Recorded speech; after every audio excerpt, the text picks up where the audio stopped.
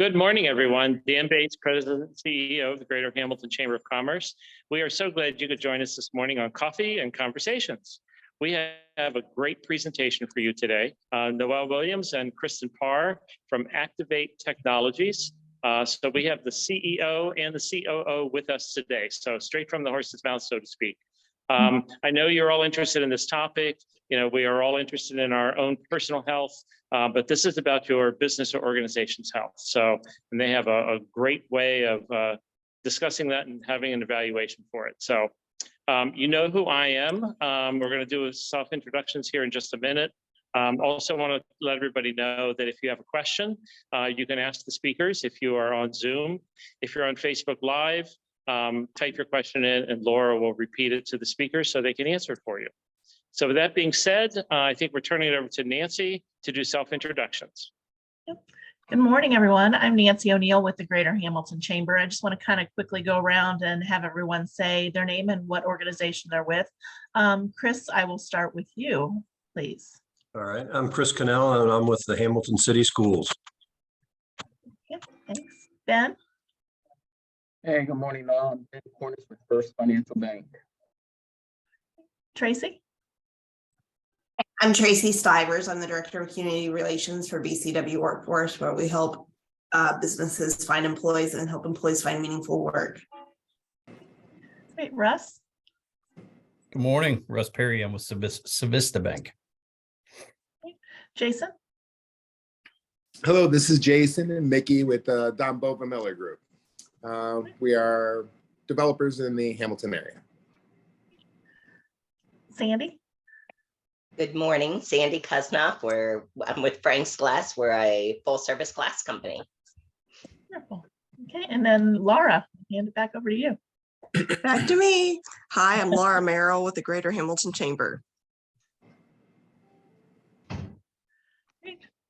And then I guess we will go ahead and get started with Noele and Kristen. If you kind of want to tell us a little about yourselves and then get started with your presentation. Absolutely. So Noele Williams, I am a proud resident of Hamilton as of 2017. Really love all the development that's been going on and happy to be with you this morning.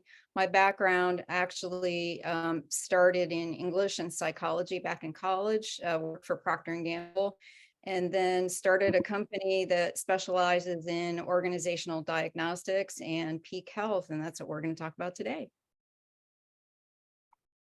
Hi, my name is Kristen Parr. I live in Morrow, Ohio. I have a background in operations, specifically mostly in manufacturing, pharmaceutical, spent a lot of time in supply chain, general management, and helping organizations and leadership teams excel and make it in a very challenging, fast-changing world. So I worked with Noele in my previous career, and I've joined her in Activate. Proud to introduce you guys to what we're up to. I think somebody else might have joined. Yeah, I think I heard. we need to say good morning to as we start our conversation. Anybody that hasn't been, great. Okay. All right. So we move to sharing screen. You guys ready? One of the things I'll do as I kind of get this set up is to emphasize the conversation part of Coffee and Conversations. So now that I'm going to go full screen, I'm not going to be able to see you. So if you want to interrupt me, please feel free to do so. Just a little bit in terms of our agenda, you can see our discussion is really around this idea of organizational health. How do we know when our organizations are healthy? What can we do to increase and maintain that health? And then we'll have some tips, some closing thoughts about how you can take some of these ideas back to your organizations. So again, just a little background on us. After about 30 years of doing organizational diagnostics, Kristen and I partnered together to create Activate Advance, which is a SaaS platform that allows leaders to sort of self-drive these diagnostics. And our primary mission is first, do no harm. So I wanted to start by talking a little bit about peak. And when we think about ourselves as individuals and kind of our own way of managing our health and monitoring our health, it reminded me of a story several months ago. One of our clients who works in a manufacturing facility had knee surgery, which is a pretty grueling thing. I mean, he's healing ahead of schedule, that's a welcome thing on a lot of fronts. Not least of which because his team relies on him a lot to provide on-site guidance. But, you know, like most of us, he wants to work hard, contribute to his organization, and he's not used to being out of pocket. So I tell that story, and I want you to bear with me because in a moment, I'd like to apply his circumstance to kind of an analogy about the organic nature of organizations. But first, I kind of want to dig into the basics a little bit. So this is a question for all of you. How do we know if we are in peak health? What are some of the signs and signals for you?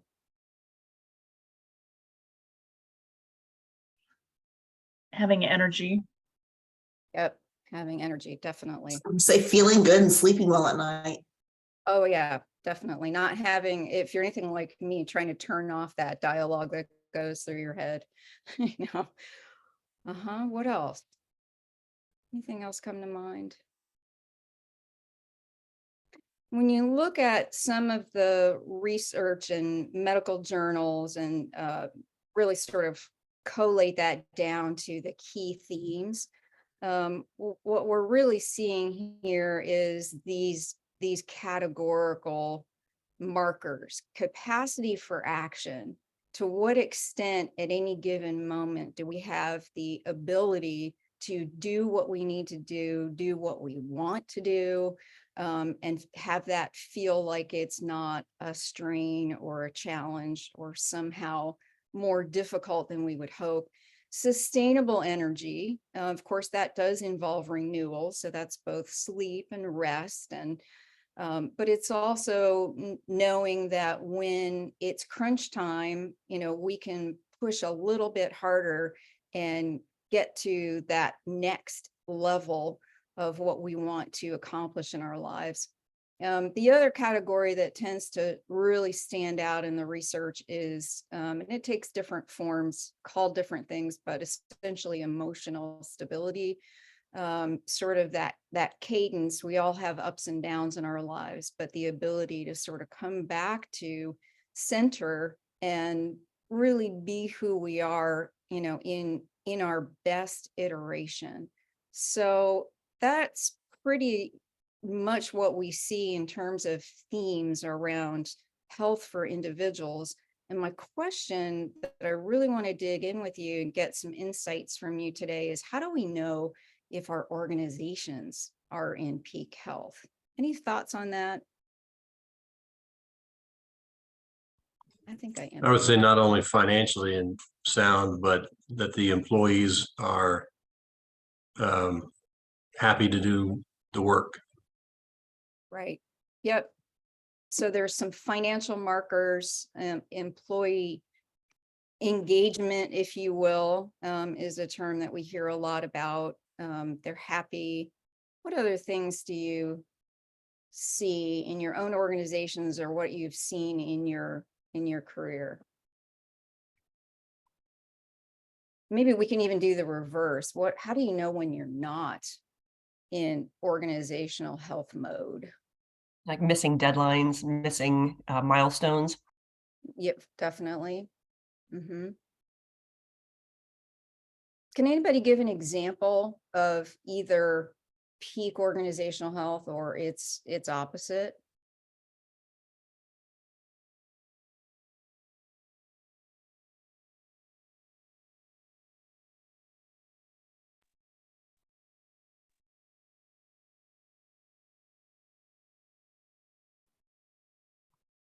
One of the things that we notice as people is when we talk about being in peak health, it's not the same thing as the absence of disease, illness, or injury, right?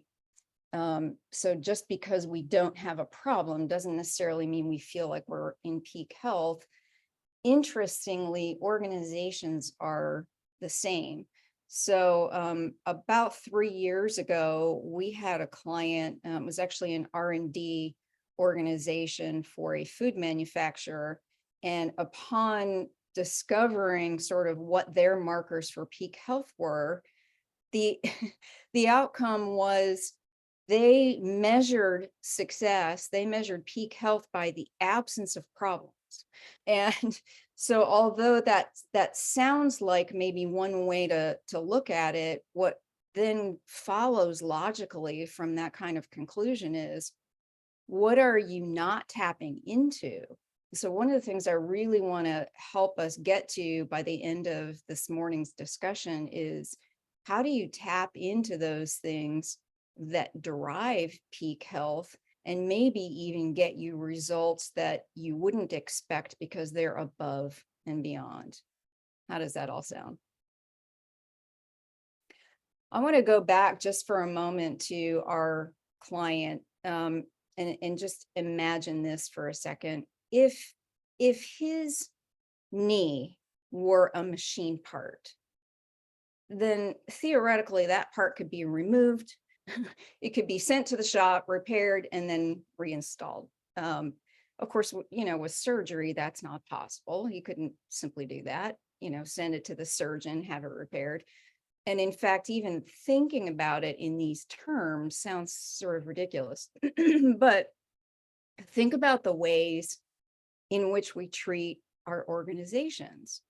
So we set up organizational structures and we map them out in org charts. And we develop processes and we capture them in SOPs. We generate policies, print them in employee handbooks and on, alter our market strategy or product mix and revise our strategic plans. Or even to the point of developing a vision and mission, writing down our values and then hanging them on a wall. So what I want to be really clear about is I'm not trying to be dismissive about any of those activities. They're all essential. But what we do see is they function much better in terms of driving overall organizational health when they're treated systemically and organically as interconnected versus individual initiatives.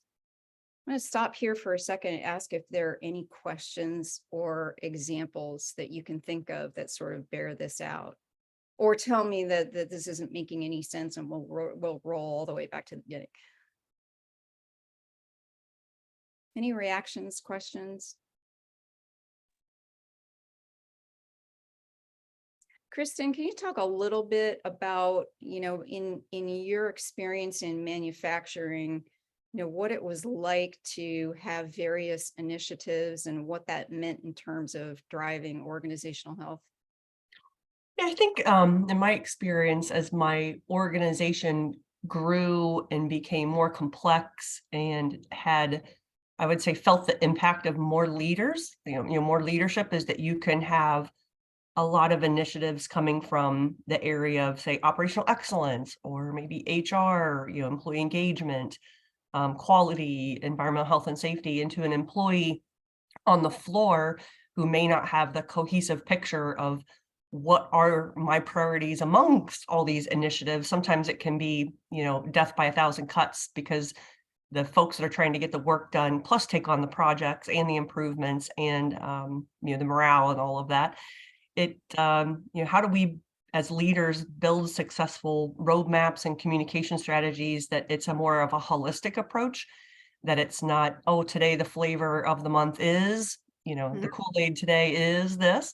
Right. I think that's a real struggle for organizations. So how do you be very mindful about putting together a cohesive, single set of directives, goals, and objectives that everybody can shine the light on to be successful, and they know that they're successful? Because I think when people feel wins, then you get that good morale and you get that more healthy team and healthy approach. So that's an example from a pretty sizable organization, I'm guessing. So what about in some of the organizations that are either in startup mode or they're sort of intentionally small, you know, an LLC, even a sole proprietorship? What's it like then if you don't have lots of resources and lots of teams? How do you even think about this? Anyone want to jump in from a smaller organization? I could call some names out, but you know, if we were actually in the room, I would probably do that. Anybody out there in a small organization? I know the answer is yes.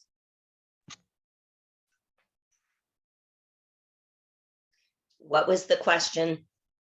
In a smaller organization where you maybe don't have as many resources, what are some of the things that you see that can either be a marker of organizational health or something that tells you, you know, we're going in the wrong direction? Sometimes in large organizations, it is really easier to see the signs and symptoms.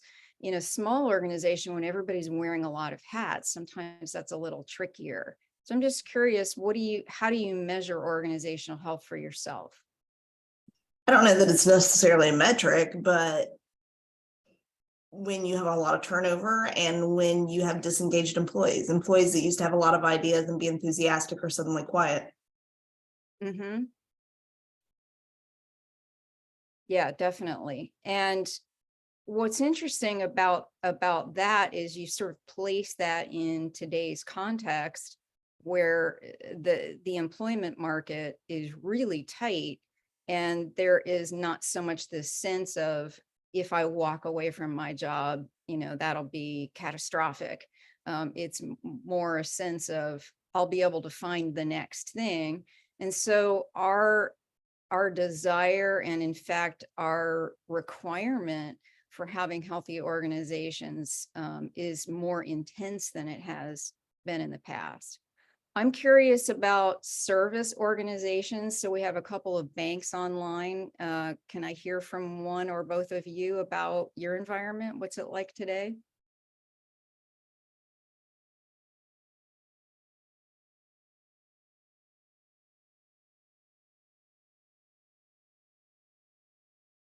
So good morning. This is Ben with First Financial.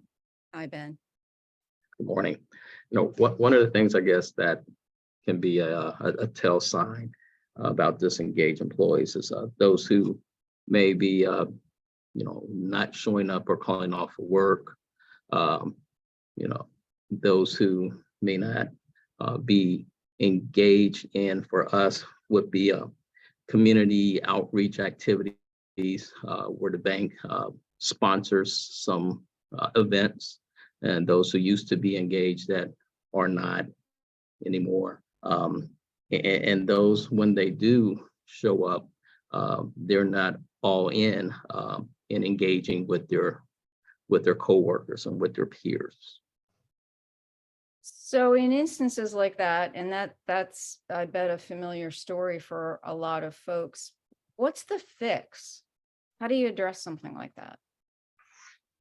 Well, a lot of times, I should say, what I have seen here is this, you know, we do town halls, go around and check the pulse of the teams throughout our bank footprint.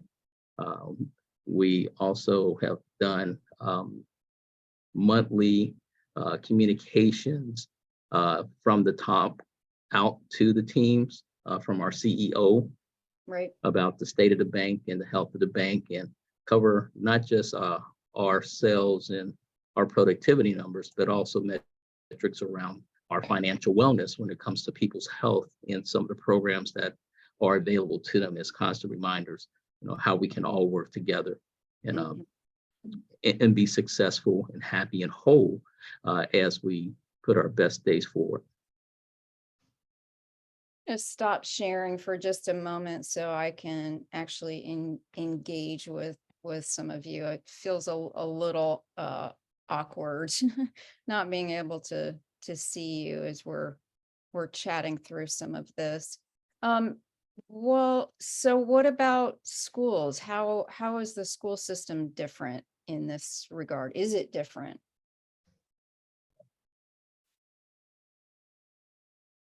Because schools are sort of where we build our future, right? True. And how is it different than A more, just a let's call for-profit? it commercial, yeah, commercial for-profit kind of. I mean, the biggest challenge, as you can imagine, that we face is the opinions of the parents. Like, when we went through with COVID and, people lined up protesting that we had to wear masks and, it's, the business side of it, you can run just like any other business, but the opposite side, you can get pretty beat down when no matter what way you go, somebody's going to hate you.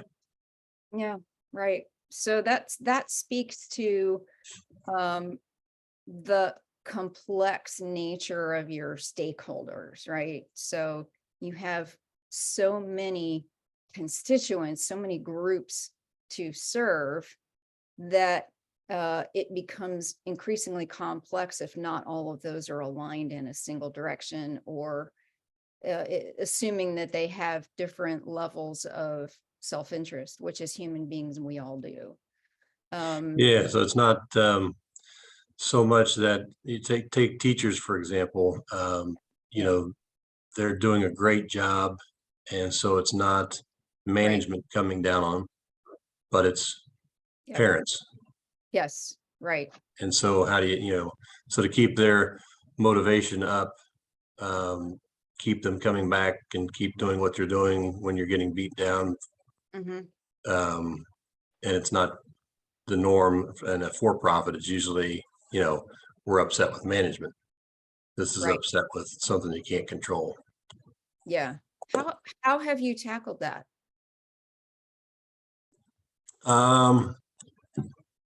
In some cases, we've got them reinforcements. When a lot of grant money came in place, we hired more teachers to get the kids up to speed that were out because of COVID. Right. And I think the other thing, just the superintendent giving positive feedback quite often, meeting with them and letting them know, this isn't personal against them. They're doing a great job. Keep doing what you're doing. And I think that's hugely important in times when you feel like you're out there on your own. Definitely. So part of what you're talking about is to what degree do you change or modify or refine your approach to satisfy, all of the constituents that are out there. I see two men in a truck out there. Can we hear from your place in the world, if you don't mind? What's it like in your organization? Yes, as far as what within our organization, what were you asking? Yeah, what's it like in your organization in terms of driving a healthy organization as you define it?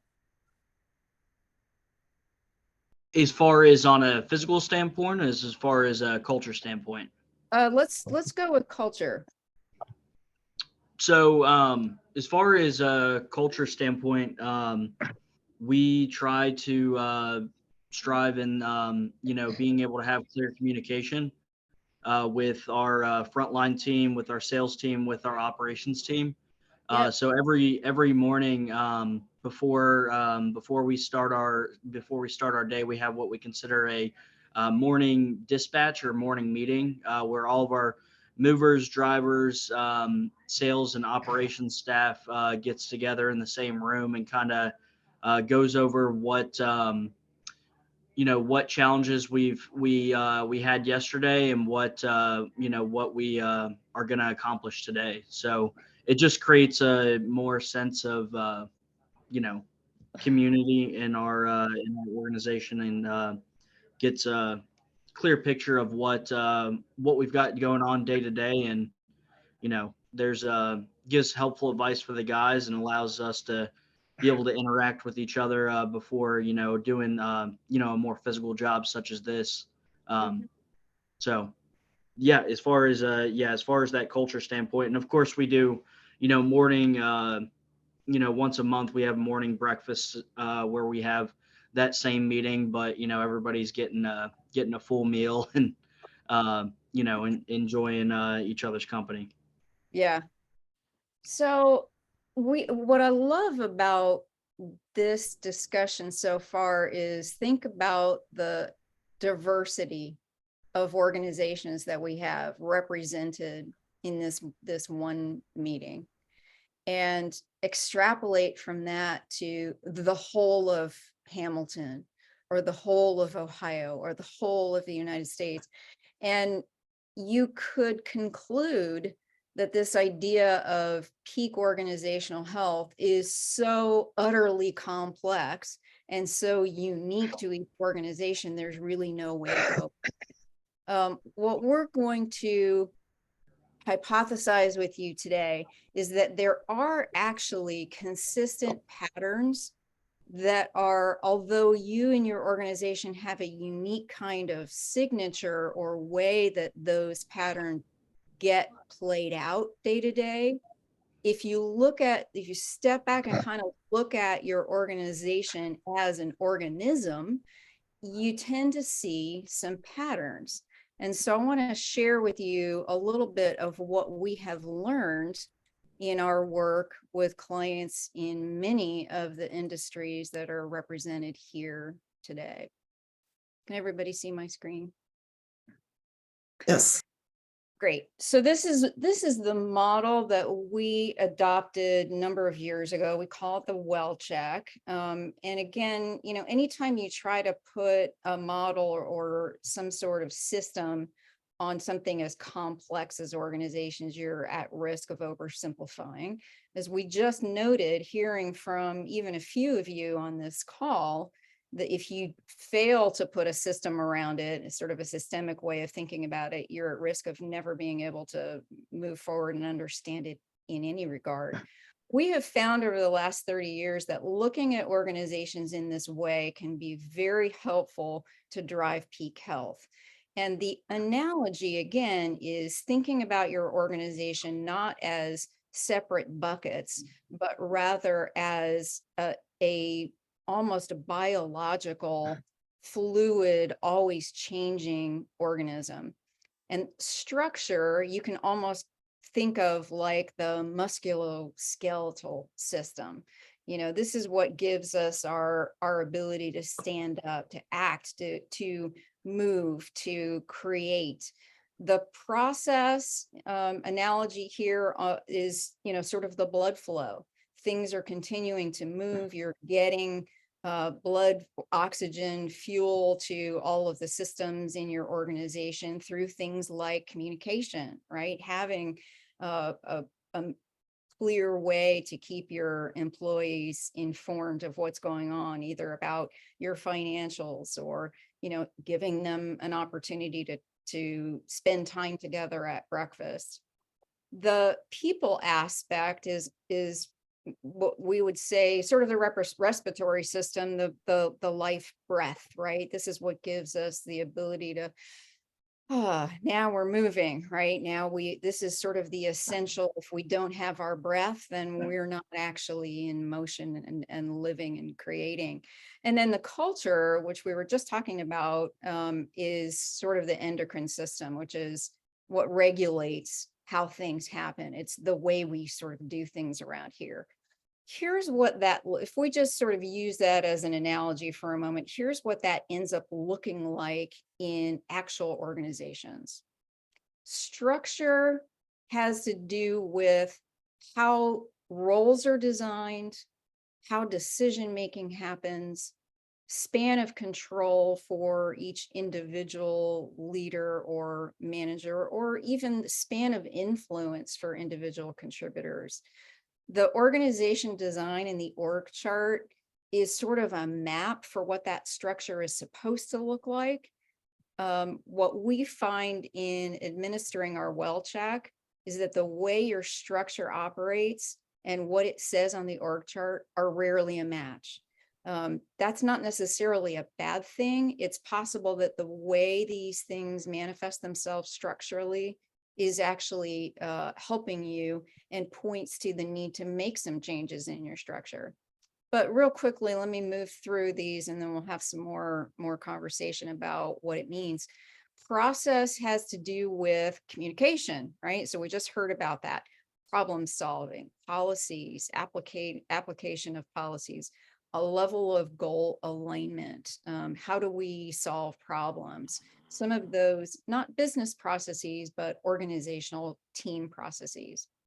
The people aspect, job knowledge, the fit, the ability to match the talent to the need at hand, the recognition systems, development, training, all of those things have to do with the people quadrant. And then the culture, performance standards, priorities, you can see, sort of what this entails.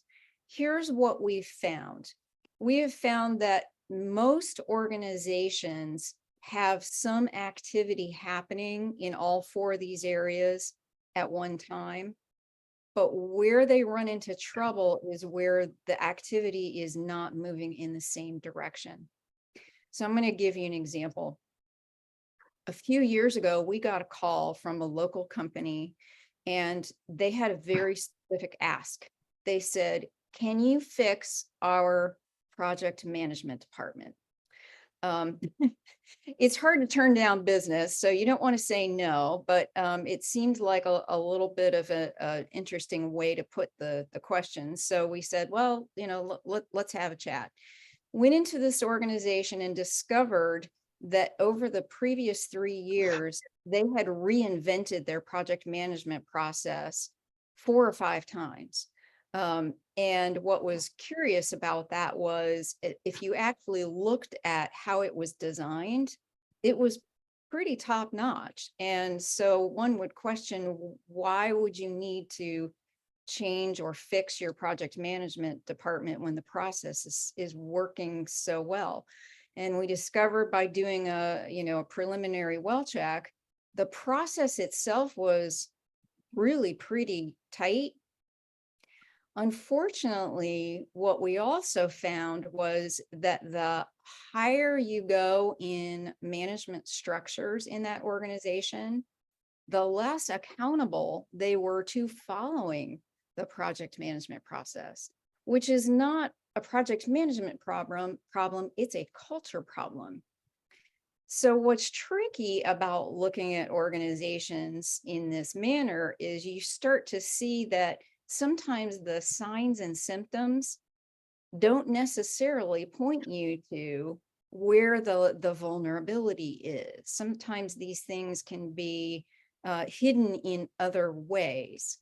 And so what we ended up doing was sitting with the management team and saying, what we're worried about is if you make one more modification in the project management process, and similarly, if you continue to sort of point the finger at them as being the problem, you're likely to lose talent. And they're sort of getting ready to walk out the door, tired of being blamed.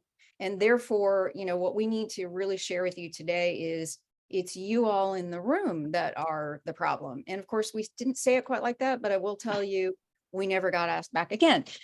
So, not all of these well check outcomes are for the broader audience. But what we do find is that if you're ready to really look at your organization in not this way, the mechanical approach where you deal with each of these areas separately, but rather the more organic approach and think about all of these things as being connected. And when you're getting ready to make a change, when you're getting ready to hire new teachers, for example, you examine, well, what will that structural change mean for the organization's process, people, and culture? And how can we help prepare that part of the organism, that part of the system, for bringing that structural change in seamlessly?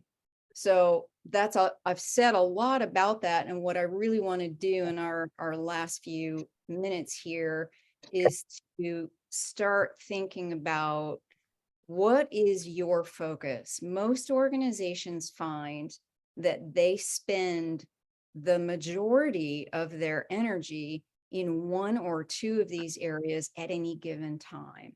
And rather than just saying that and moving on, I'd like to ask, is that true for you? And if it's not, let's see if we can amend our hypothesis a little bit. Think about your organization. Do any of these pop up as being high focus areas for you recently? And you are aware now, right, that by now, if you don't answer, I will probably call. What are you seeing? I'm Sandy with Frank's Glass. I see the people. We're in a trade and we have a hard time finding employees and within the trade to fill positions of people who have left. And that starts creating issues because everybody's then expected to take on more work. And I'd say our overall environment is not always positive because of that. Yeah. Where, if you don't mind my asking, how close to fully staffed are you right now? Probably 75%. Okay. Well, that's on the upside. So that's good, Sandy. One of the things that we find, and it would be interesting if we had more time to chat about this, or perhaps go offline.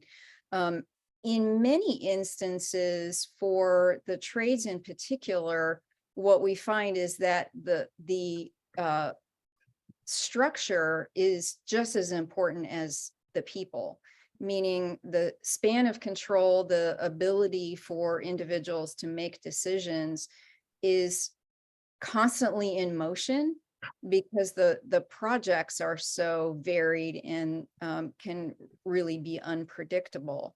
So I'm interested in, at some point, maybe thinking through, are there ways that the structure in your organization can actually be an enabler, and I mean that in a good way, an empowerer for people to seek you out as an employer because of what you offer, in terms of people really feeling like they make a difference and they have their they own their work. Does that make any sense?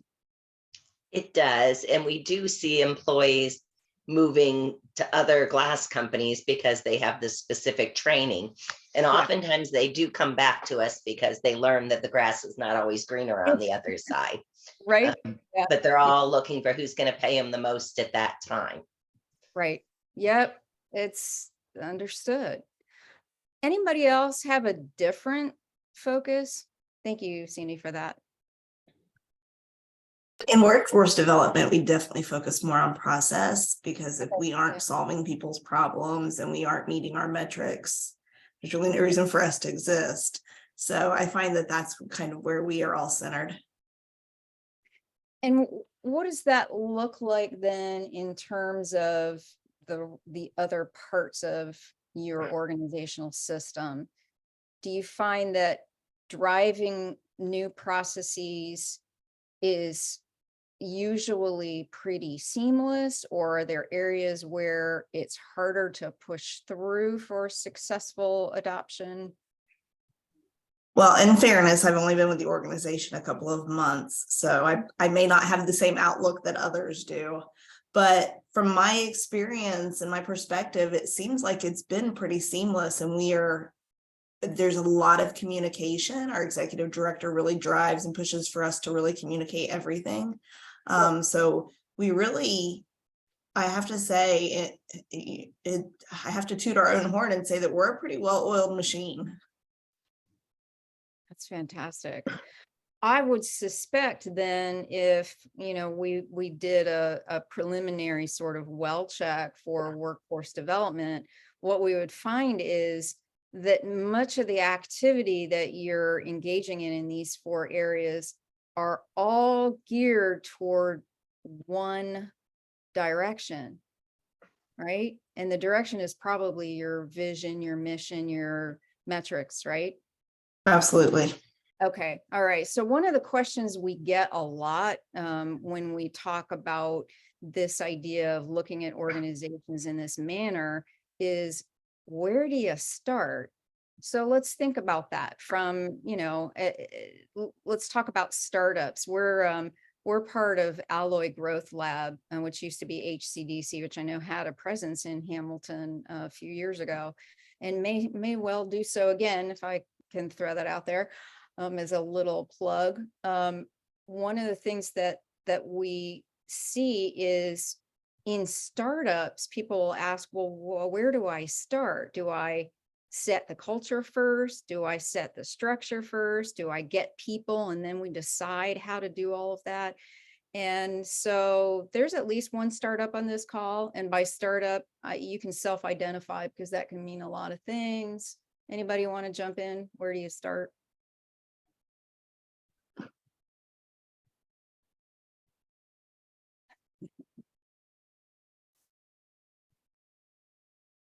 Kristen, where did we start? It's tricky, right? It is very tricky. I think we start with the product, the offering, the mission and the vision. What are we trying? What does success look like to us? Probably the success measures. There it is. There it is. Right. And so having a clear, undeniable vision, sort of a reason for being, is in fact where you start. And then it begins to inform and populate some of these other areas. I will also say that in times of crisis, the patterns of organizations and where they focus obviously can change. But with that said, most organizations do have a consistent way of focusing. So if you imagine, for example, a highly regulated type of industry, such as pharmaceutical manufacturing, you can see how structure and process would tend to emanate first in organizational attention and focus and problem solving. If you then instead look at something like a marketing or advertising firm, then you're typically going to start to see more migration down to the lower portion of this model, sort of the people culture. And there are obviously many different iterations of that. But one thought that we might leave you with and invite you to consider is, what is your pattern and how can you augment it by thinking about the rest of your organization's organism and build those aspects up so that peak health is in fact for you accelerating your achievement of your vision.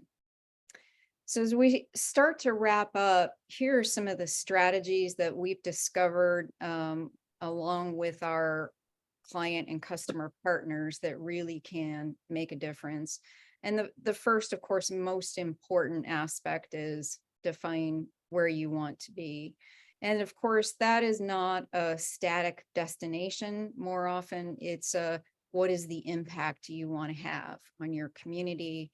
What difference do you want to make in people's lives?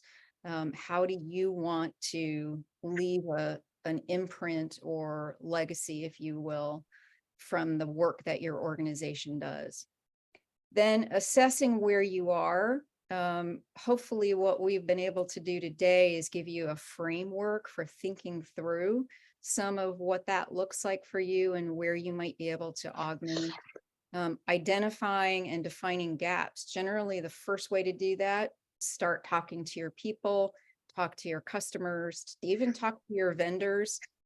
Make sure that if you don't do exit interviews, we recommend that you do that. See if you can look for some of the patterns that are potentially making it more difficult for you to operate at peak health. I can't emphasize enough the taking courageous action. Honestly, I think that the fact that all of you are on this call is a marker for where you are already on this scale, because most of us who are wanting to act courageously know we don't know what we don't know, and we're always in learning mode. And taking that next step to say, what can I do differently today, even if it's something small, to move my organization in the right direction? Measuring and monitoring, and of course, adjusting as needed.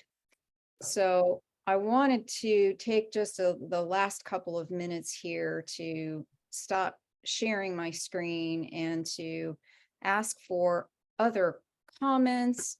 Any questions? Pushback is also welcome. Feedback that includes "you're wrong," rebuttals, anything that you want to challenge about what we've talked about here today. And let's chat a few more minutes about that.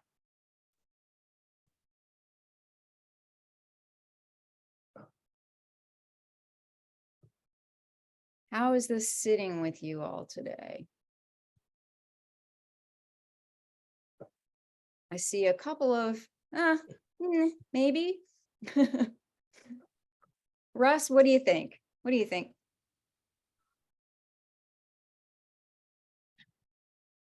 I think finding the unmute button was a challenge.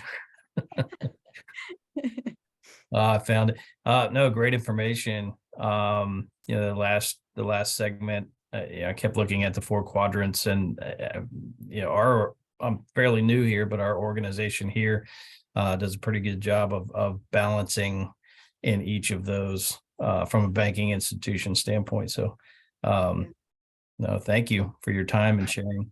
Of course. And I know just a little bit about First Financial, but I know you do have sort of a niche, a specialty for the constituents and customers that you want to support.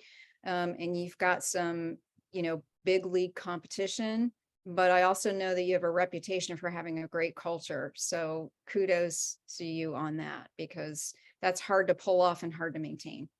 Yeah, that's Mr. Cornice. I'm actually with a even smaller institution, with Civista Bank. Civista. Oh, excuse me. Well, tell me a little bit about Civista. Who are your customers? We are a community bank based out of Sandusky, Ohio. So we open our doors to everyone. Nice. And how long have you been in business?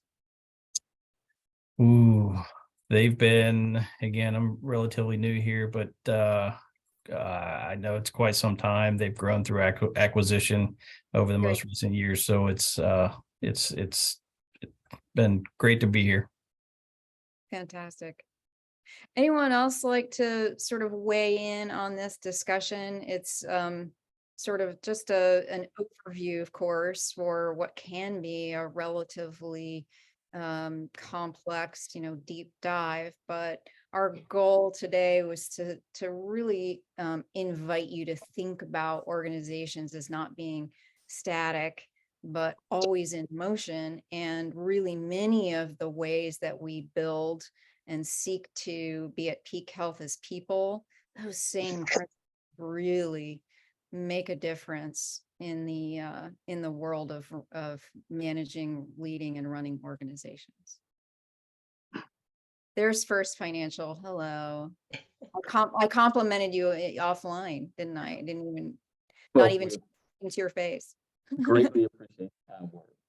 What's that? Absolutely. Greatly appreciate kind words. We're having just a little bit of trouble hearing you, but thank you so much for joining us today. I just want to say, I really like the analogy with the personal health with your organization. It kind of is more relatable in some ways. Yeah, yeah. It's really true in so many ways that we are taught to think about organizations as, this big thing that we have to manage, right? It's like a machine, right? So we set our strategic plan for the year. Great. Well, the strategic plan that you've did a month ago that's supposed to last for a year is already different, right? Because of the cell turnover, right? In the body of the organization. And so what if, again, we start to think about organizations as they truly are, not how we have imagined them to be, right? We can't put it in place and then walk away and say, ha, I'm leading my organization. It's why it's not for the faint of heart, right? Am I right? Yes, definitely. Yeah. And but here's the upside. If we acknowledge and can embrace that organizations are, not made of stone that, can be set for all time, or, interchangeable machine parts that we can, pull here, pull that, and it just change it, but rather sort of this living, breathing entity capable of immense impact and powerful benefits to the world. I mean, really, we can think about our organizations as not only places to get things done, but places of sustenance and restoration and maybe even healing. So thank you all so much for your time. Please feel free to reach out with any questions. It was a real pleasure spending time with you this morning, and we wish you a very, very happy new year. Thank you, Noelle and Kristen. We're glad to have you with us today. Noelle, would you like to tell everyone your contact information? Yes, so we can be reached at activatetechnologies.com. That's activate-technologies.com on the web, or you can reach any of us at Noele, Noele, at activate-technologies.com, or Kristen, Kristen, at activate-technologies.com. We would be thrilled to hear from you. Happy to answer any other questions you might have about what we're working on. Great, that sounds wonderful. So everyone, we'll be back in 2 weeks, January 24th. It's a Tuesday again, 9 a.m. for our next coffee and conversations. We're always looking for new presenters. So if you're interested, please contact me, Laura Merrill with the Greater Hamilton Chamber. So any last questions for Noelle and Kristen? Nope. All right. Thank you too. Appreciate you taking time to present to everyone today.